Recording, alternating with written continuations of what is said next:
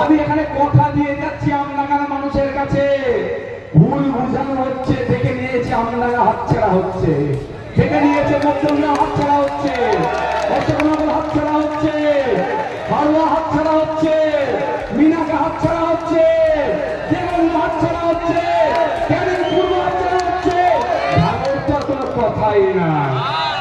এবার মানুষকে ভুল বুঝিয়ে যদি মাইন্ডকে ডাইভার্ট করানো যায়, কি বলেছে নওশাদ সিদ্দিকী, যদি সিকিউরিটি ছেড়ে দেয় দিদি অর্থাৎ রাজ্য পুলিশ দিয়ে দেবে।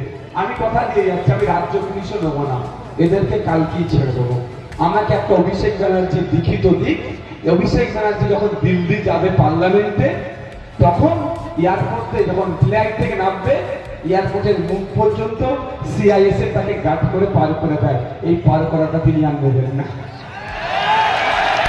এক নম্বর, কলকাতা বিমানবন্দর থেকে যখন যাই সিআইএসএফ এর গেট দিয়ে পার করে, সেটা নেবে না, বলে দিচ্ছি। এক নম্বর।